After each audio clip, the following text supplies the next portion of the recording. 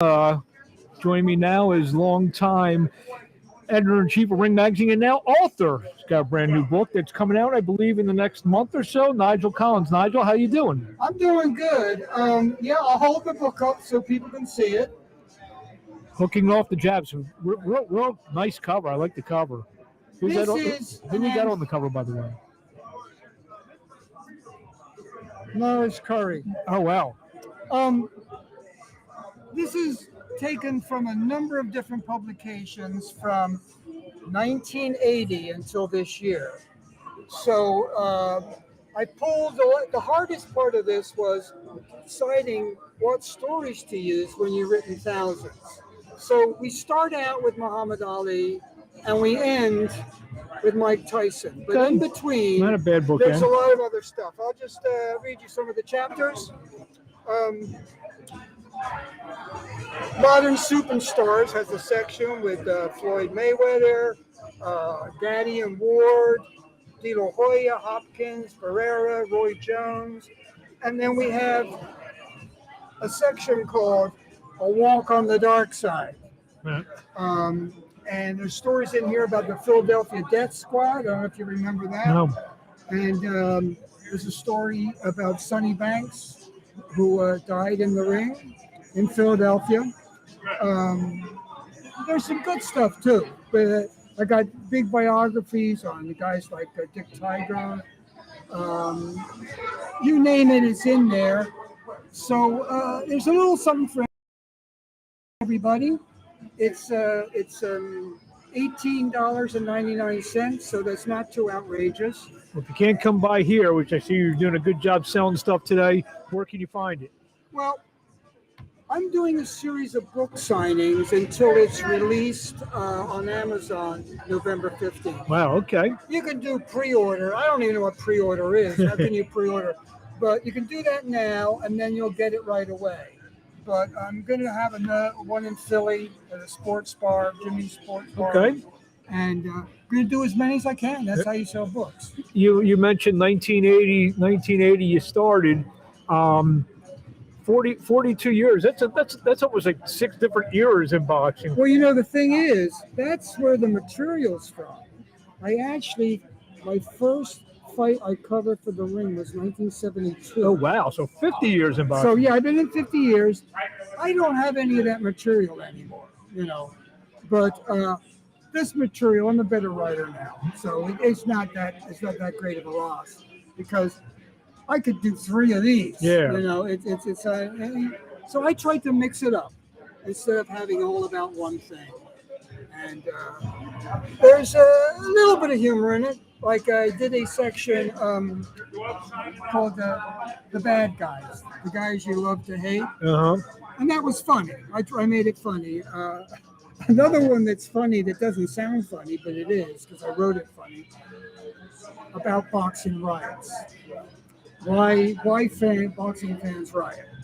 And that sounds like a serious subject, but I've always loved those things. I don't run away. I like hide. I don't know what it is. It's sort of crazy. So that's written in a funny way. I guess the most famous recent riot was the Rick Bowe one with Goliath. Were you there at Madison Square Garden that night? No. Okay. I'll tell you what, that's funny though. Our photographer was a staff photographer. He ran away. We both had to buy pictures from somebody else. I guess it could go either way. Either you stay there and capture, or you run the heck away. The thing is, they always say the safest place is underneath the ring. How many people can you get under there? Yeah, I hear you. 18,000 people there. Yeah, it's boxing is about fighting. It's not like going to a baseball game or even a football game or going to a concert or whatever. It's all about fighting. And these people have had a few drinks. Maybe they bet on the wrong guy. I remember the first fight I was at was at the Philadelphia Arena. And an out-of-towner got screwed with a fight with Augie Panatellis. And for some reason, the people in the balcony really hated that. and they started throwing bottles. And if you remember, the arena floor was concrete. So when they hit, they went off like hand grenades. And everybody was running away, but I just crouched down behind my seat. And this is funny. There was only two people left at ringside, me and Gene Courtney, who was the boxing writer for the Inquirer. He had early deadline. He's sitting there typing. He's got a cigarette hanging out of his mouth. His wife is holding a folding chair over his head so he wouldn't get hit. So I'm fascinated by that stuff. So that I wrote that in a funny way to sort of take the edge off, because there's a lot of edge in other stories. Let me guess, and only a few people would know this kind of inside joke. I would imagine our great late friend and your longtime running buddy, Jack O'Brien, was probably fighting people in the crowd that night. I haven't never seen Jack fighting, but I miss Jack. I miss him terribly. I mean, this is funny, unusual, should we say. Years ago, he noticed over my house that I didn't have a proper big knife for cutting bread and stuff. Right? He just gave me one for Christmas. I use it every day. Every time I pick it up, I think of Jack. Yeah. You know what? There's some symmetry there. You see a knife, you think of Jack. Well, he gave it to me, but I saw him. We went over to see him for the last time 2 days before he died, and he was still the same. Absolutely. Jack. He was still like the tough guy. He was acting like it was nothing. I went over there with my now wife a week before he passed away, and I told my wife, I'm just going to try to make him curse me out today. Did he do it? Nah, he didn't do it. You mentioned 50 years. What was your favorite era? Maybe 2-3 year span. Was it you have a favorite time in boxing? Well, I basically had two different times. I started out. I was a freelancer for 10 years or more. So the 70s in Philly at the 6th Spectrum was a wonderful time. Of course, Betty Briscoe was the big drawer, but so was Tyron Everett, Saad Muhammad, then Matthew Frank, and even brought Duran in for one fight. There was so many good fights and so many good. So I really thought that was a very special era. If you see Saad Muhammad, all those wars at the Spectrum, they were unreal. And then when I became the editor of Ring Magazine, it was 1984. So the 80s were pretty good too. Because, I got to go to Vegas to see Hearns and Leonard, Hagler and Hearns, all the big fights, and so that was great. Now you're actually going to segue into my next question. I just had Tim Witherspoon here, and I mentioned when Tim fought Holmes, those were a closed circuit. Even though Tim Witherspoon was an unknown guy, you mentioned that the Hagler Hearns, the world stopped for those fights. I mean, the world, Good Morning America would have been. Why don't you think, I'm not saying maybe have a Good Morning America broadcast live from XYZ fight, but what has happened where that major mainstream thing, there's a lot of great fights that are out there and could be made, whatever, doesn't get that recognition? Well, I think there's a lot of different elements. Number one, of course, there are no newspapers anymore. Now, I was talking to Russell one day, and I said, well, listen, there's all these podcasts and websites. He said, yeah, but listen to this. He said, maybe you're reading the paper for a football or a baseball story, and you've turned the page over, and there's a boxing story. You might get interested. The websites are all about boxing, so only boxing people will go to them. So you can't recruit people from the newspaper business. That's one thing. Now I worked for Al Heyman for a year, and he paid me very well. So I'm not anti-Al Heyman, but I think the money he started to pay fighters, he was overpaying them, and now they still want to be overpaying. Yeah. And he had like 500 fighters. Now he's got maybe 50. So the price has gone up. The streaming is good, and I think streaming is the wave of the future. But it was supposed to get rid of pay-per-view. I'm not gonna fight I mean, I'll watch any fight that people pay me to watch, but I'm not paying out. You know, when they had the third fight between Triple G and Canelo, we went to a movie house. Okay. So instead of $75, it was $25. How was that experience? The picture's great. Wow. It's fucking huge, and it's very sharp. Don't sit too close to the screen because they have it on really loud. Yeah. Okay. But I mean, 25 compared to 75, that's a lot of money. Yeah. And I think pay-per-view, they used to be for the really great fights. And they still have those, especially when Pacquiao was fighting. I mean, they were always exciting. And you wouldn't mind paying whatever it was back then because you knew it was going to be a real fight, you know? If it's a Floyd Mayweather fight, you don't know whether it's going to be a good fight. Probably not unless it was the first half of his career. So now, if it's pay-per-view, the only time I actually pay for it is when my editor's going to reimburse me. Back to the book for a second, and this might be like picking your favorite kid. You have a favorite story or passage in the book? Not really a passage, but now that I've been around a while, I'm allowed to include myself in the stories. Yeah, absolutely. And I wrote one that you would love. It's called 10% Off the Top, The Misadventures of a Frontman. So I fronted 5 different fighters for Russell Peltz. And the stories were unreal. One of them was Jerome Artis. Okay. Now, Jerome Artis beat Sugar Ray Leonard in the National Golden Glove. He was no bum. But boy, all he wanted to do was party. He could come off the street and go 8 rounds. Fight for 6, hang on for 2. But so he was a real character. But the one that you've got to read about, if you get this, is the Alfonso Heyman. No relation. No relation. No. He was a good welterweight, got in the top 10 for a while, but that was a real experience. So I like that chapter because nobody knew now that I used to manage fighters. That's a great story. Yeah. I mean, you didn't know, right? I know of you as a writer. Yeah, writer. So I realized after a while that I wasn't cut out to be a man. I think I'd be a sneaky person, a liar, all that sort of stuff. And that's not me. So after a while, I gave them their contracts back. See, we're just talking because one of the greatest fighters ever lived just walked in the room. Who's that? One Manos DiPietro just walked in the room. Who? Roberto Duran. Oh, yeah, he's in everywhere now. I remember when he was grouchy. Now he loves everybody.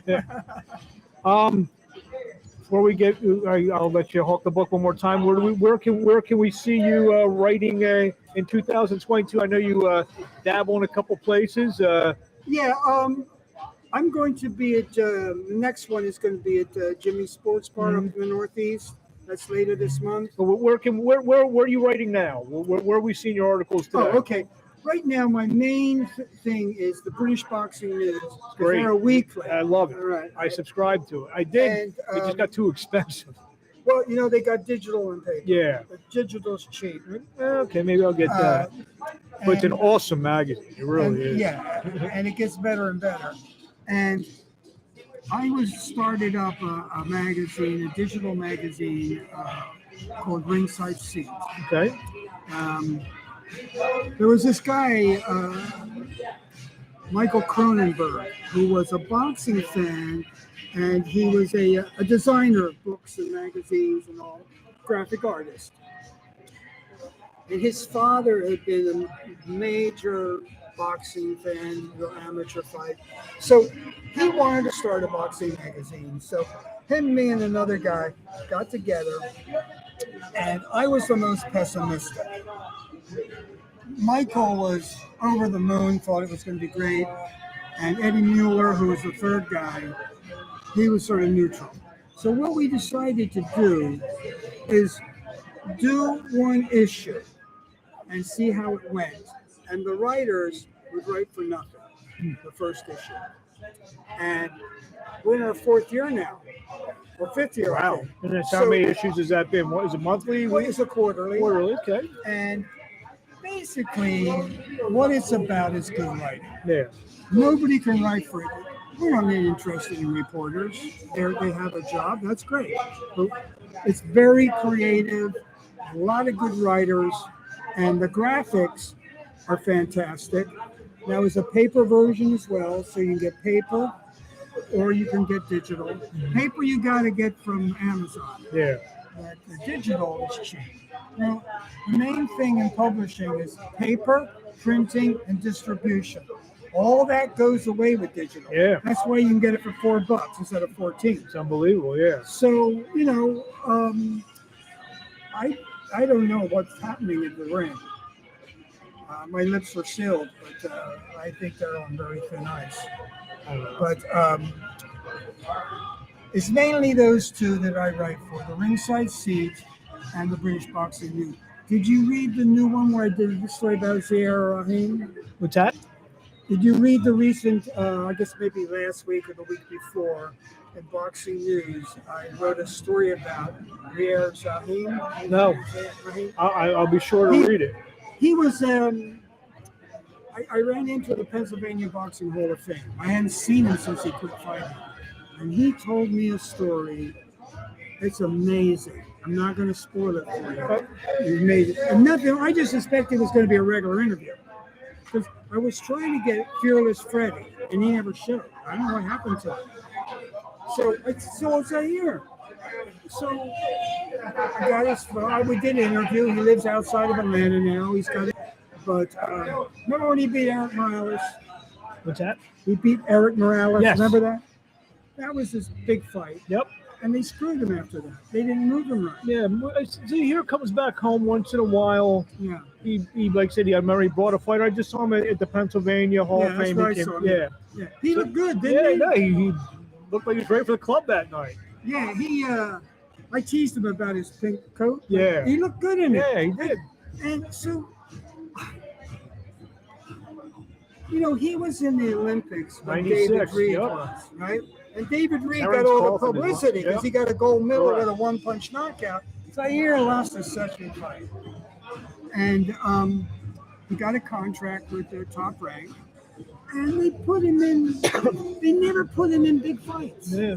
They had the one in Texas, Lucky Juarez, where they stole it from him. Yep. The referee kept giving him penalties for holding behind the head 3 times in a fight in the other guy's hometown. So, Fought Freitas for the title. I know yeah, that. that was a terrible fight. They were falling all over. It was terrible. Because they were both, I don't know. Freitas used to be aggressive, but he wasn't aggressive. Zaire was never aggressive. And when you read the story, you'll know why. I'm going to read it. So Zahire's a friend of mine. I said I've been talking He's to a him. nice guy. Very nice guy. I Very mean, nice guy. he always looked sad when I saw him at the gym. When they were in the Olympics, they had a big, like, all on the wall in the gym, they had a poster. And it just said, "Welcome back, our Olympic heroes." So we posed them in front of it, right? David one end and Zaire on the other end. David smiling like a guy would if he's getting a multi-million-dollar contract. I wrote he looked like his dog had just died. Oh, wow. So I always thought he was, maybe he was depressed. Like you say, he's a or pretty whatever. happy-go-lucky guy now. Now he's like, he at the Pennsylvania Boxing Hall of Fame, Fred Jenkins called me over to take a picture of them together. And then I read the story, and Fred was really, he was his savior. He was his savior. Fred has saved hundreds of boys from that neighborhood. There are a lot of guys in a lot of towns. I call them they're like real pillars of the community. So, Well, boxing saved him too, and he got out. I guess because of his defensive style, and I think he's ended up like 23-3. He got out in time. He's running a gym in Atlanta. He told me him and his buddy found a vacant building all boarded up. They turned it into a real nice gym. So it's like the metaphor of boxing. It's, you turn nothing into something. There's Yeah. a lot of those stories. One more time. Yeah, one more story you ought to read. It's called Sparring with Aikens. Aikens is a famous painter who used to paint boxers. Okay. And there's his best paintings in the Museum of Fine Arts. So I went to the Pennsylvania Academy of Fine Arts. I didn't go to university. He used to teach there. He wasn't dead. He was dead then. And he was like an anti-hero. And I read the story about him and me because I shouldn't have been in that place. I was no good. I was a third-rate artist, and you had to submit a portfolio. And I did a picture of Dick Tiger and Gene Fulmer fighting off of the cover of a magazine, and it sucked. And now I realize maybe they took me in because I did a boxing picture. But anyway, Aikens, that's another good story. I like to write the unusual. I always try to find an angle that nobody else is using. Very apropos for boxing. Yeah, because a lot of it's just cookie cutter stuff, you know. One more time, let's put the book up and tell us where we can get it. Yep, you can get it on Amazon. You can pre-order now. And if you're in the Philadelphia area, you can come to one of my book signings. So listen, even if you don't want the book, you can come up and shake my hand and say hi. Well, I'll shake your hand now. Thank you for a few minutes of your time, and we look forward to reading this book. All right, man. Thanks a lot for your help. Thank you.